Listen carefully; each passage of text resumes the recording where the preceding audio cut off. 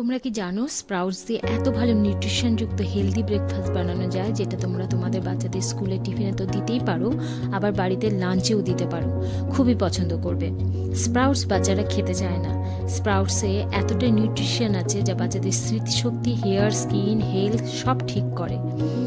আর বাচ্চারা এই রেসিপিটি মহা আনন্দে খাবে।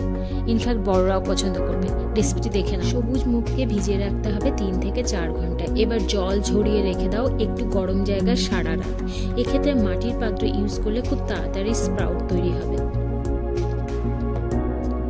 এবার মিক্সার বলে 1 কাপ স্প্রাউটস, 1/4 কাপ সুজি, 1/2 ইঞ্চ আদা, 2 কাঁচা লঙ্কা, কিছুটা ধনেপাতা, 1/4 কাপ দই, 1/2 টিস্পুন নুন, 1/4 টিস্পুন গোলমরিচ দিয়ে গ্রাইন্ড করে নাও।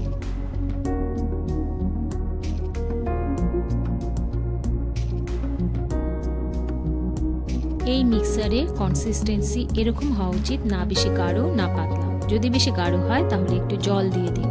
ব্যাটার তৈরি। এবার একটা বোলে পেঁয়াজ কুচি, টমেটো কুচি, ক্যাপসিকাম কুচি, পনির আর চিজ গ্রেট করে নিতে হবে। তার সাথে মিক্স করো সেজওয়ান চাটনি 2 টিস্পুন, সাথে একটু গোলমরিচ গুঁড়ো দিয়ে ভালো করে মিক্স করে নাও।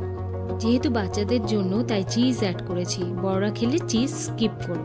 ভালো করে মিক্স করে নাও পনির মিক্সারটি।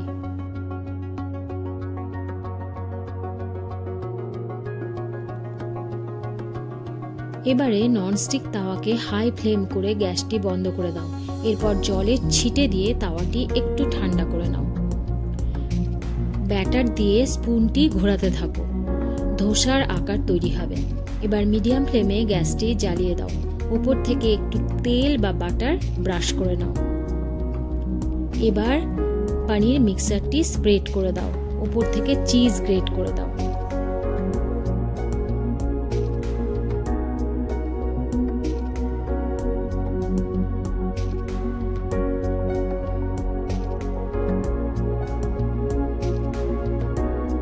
দেখবে ধোসাটি একটু ক্রাঞ্চি হয়ে গেছে। এবার ফোল্ড করে নামিয়ে নাও। ব্যাস রেডি। সার্ভ করো রেড সাউথ ইন্ডিয়ান টমেটো চাটনির সাথে।